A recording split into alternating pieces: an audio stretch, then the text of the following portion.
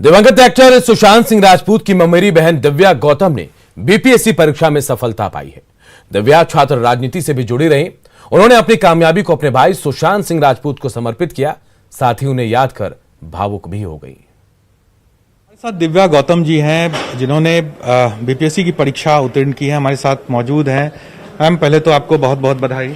Thank you so much, बहुत बहुत शुक्रिया। एक परिचय इनका ये भी है कि सुशांत सिंह राजपूत की बहन है ये, और किस तरह से ये पूरा जो इनका सिलसिला रहा, क्योंकि छात्र राजनीति से भी ये जुड़ी रही, किस तरह से इस मुकाम तक आप पहुंची, क्या कुछ चुनौतियां रही, ये हम हमारे दर्शकों को मैं अभी जब से मैंने बैचलर्स में एडमिशन लिया था पटना कॉलेज में, मैं वहाँ से बीएमसी किया, तो उस समय से ही मैं छात्र राजनीति और रंगकर्म में मैं जुड़ी रही। तो उस वक्त से ही मुझे समाज के बारे में अंडरस्टैंडिंग बनी, क्योंकि जब आप छात्र राजनीति करते हैं या रंगकर्मी की तरह काम करते हैं तो आपको अपने दायरे से बाहर जाकर के भी चीजें समझ में आती हैं। सुशांत सिंह राजपूत से भी आपके पारिवारिक संबंध है, क्या कुछ रिलेशन है, किस तरह से, क्योंकि लगभग काफी साल भर बीत चुका है उनके इस घटना को, किस तरह से इसे लेते हैं? ये तो आपको पता होगा कि पिछले साल भैया का देहांत हो गया, तो उसमें आप जानते हैं कि ये घर के लिए, हमारे फैमिली के लिए कितना डिस्टर्बिंग होगा। इससे आप पता कर सकते हैं कि किस तरह से पूरे देश भर में, पूरे बिहार भर में लोगों का इमोशंस उनके लिए था। तो हम लोगों का क्या हालत होगी, लेकिन हम लोगों ने उसको उस इमोशंस को कंट्रोल मैंने किया। उसी समय मेरा बीपीएससी का 65th का मेंस का डेट आ गया था कि आपका 65th का मेंस है, और इंटरव्यू का डेट आ गया था, और मैं बहुत परेशान थी इसको लेकर के कि मेरा mentally I am not okay and I have to give this interview और मेंस देना था मुझे।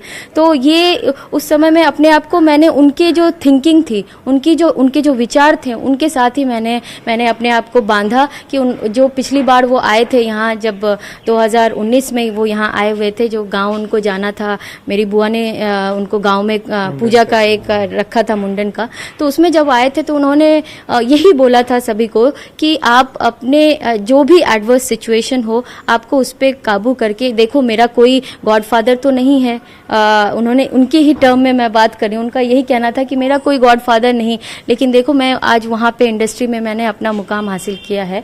तो आप भी अपनी जिंदगी में जो कुछ भी चाहती हैं, आप अगर अपनी जिंदगी में जो भी कुछ चाहती हैं वो आप करें। तो दिव्या, उसी वक्त इनका इंटरव्यू था, इनका मेंस का रिजल्ट आ चुका था, इंटरव्यू देना था, कहीं ना कहीं डिसअपॉइंटिंग तो होगा उस टाइम। उस चीज को लेते हुए आप लोग इस तरह से पढ़ाई करना, इंटरव्यू की तैयारी करना, कैसे ये पॉसिबल हुआ, किस तरह से आपने इसे किया?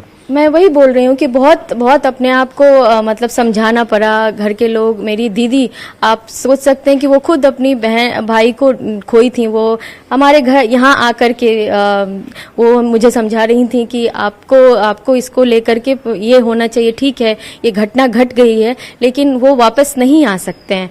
आपको अगर उनको सही में आप उनको ट्रिब्यूट देना चाहती हैं तो आपको अपने पढ़ाई पे फोकस करने की कोशिश करनी चाहिए। बिल्कुल, दिव्या इमोशनल है, क्योंकि चूंकि भाई का जिक्र हो रहा है, और वो भी ऐसे भाई का जिसको लेकर पूरे देश और दुनिया में कहीं ना कहीं लोग मायूस थे, लोग दुखी थे उसको लेकर। और खास तौर से दिव्या बता रही हैं कि जब इनका इंटरव्यू, मेंस का रिजल्ट आया था और इंटरव्यू की तैयारी ये कर रही थी, उसी समय ये घटना घटी थी, और उस घटना को इन्होंने मजबूती से लिया। किस तरह से सुशांत ने जैसे अपने स्ट्रगल लाइफ में जिस तरह से उन्होंने काम किया, उसी को देखते हुए एक मजबूती इनके अंदर भी आई, और आज ये इन्होंने बीपीएससी को क्रैक किया है। निश्चित तौर पर इनको बधाई है, और आगे इनके उज्जवल भविष्य की भी हम कामना करते हैं। कैमरा पर्सन सुबोध के साथ साकेत कुमार, न्यूज़ 18 पटना। कटिहार बाढ़ग्रस्त इलाका है। इस इलाके के संकट मोचक है बीएमपी 7 के सिपाही मुकेश कुमार। ये 7 बार से ज्यादा एसडीआरएफ की स्पेशल ट्रेनिंग ले चुके हैं, और अब ये अपने सहयोगियों को बाढ़ की आपदा से निपटने के गुर बताते हैं, उन्हें ट्रेंड करते हैं। मुकेश कुमार और ट्रेनिंग लेने वाले जवानों से बातचीत की हमारे सहयोगी सुब्रत गुहा ने। बाढ़ के रेड जोन माने जाने वाले कटिहार में इस बार बाढ़ के हालात से जानमाल के सुरक्षा के लिए कटिहार जिला प्रशासन पहले से तैयारी कर लिया है। आपको ये नज़ारा दिखा रहे हैं। कई दिन, पिछले 3 दिनों से यहाँ ट्रेनिंग करवाया गया, और ट्रेनिंग के बाद अब प्रमाण पत्र दिया गया है। लगभग 100 से अधिक गोताखोर थे, और इन लोगों को जो ट्रेनिंग दिया है वो किस तरह से ट्रेनिंग दिया, उनको हालांकि ट्रेनिंग को बड़ा सम्मान मिला है। और क्या क्या ट्रेनिंग हुआ था, और जब बाढ़ का वक्त होगा कैसे ये गोताखोर अपने इलाके में लोगों को बताएंगे। आइए बात बात करते हैं। मुकेश जी, ट्रेनिंग करवाए थे, क्या क्या सिखाए, गुरु क्या क्या, सब तैराक लोग को क्या क्या सिखाए? सर जी, सबसे पहले हम इनको बताए हैं कि आप बिहार में है, बाढ़ प्रभावित इलाका है, बाढ़ प्रभावित इलाका है, तो हर बिहार वासियों के बहुत जरूरी है स्विमिंग, बहुत जरूरी है। स्विमिंग करेंगे तो आपातकालीन में अपना जान भी बचा सकते हैं और अच्छा स्विमर है। अगर सांस रोकना जानते हैं और लॉक तोड़ने की विधि है, जो कोई पकड़ लिया तो उस विधि के माध्यम से हम किसी भी व्यक्ति को जान बचा सकते हैं, डूबते हुए व्यक्ति को भी जान बचा सकते हैं, जो हमारे बिहार में आइंदी होते रहती है घटना। कभी नदी में डूब गया, कभी कहता है नाव पलट गया, तो अगर उस स्थिति में सब अगर तैरने वाला हो गए तो मानते हैं कि हमारे बिहार में कोई नहीं डूबेगा। खुद ट्रेनिंग लिए, कहाँ की ट्रेनिंग?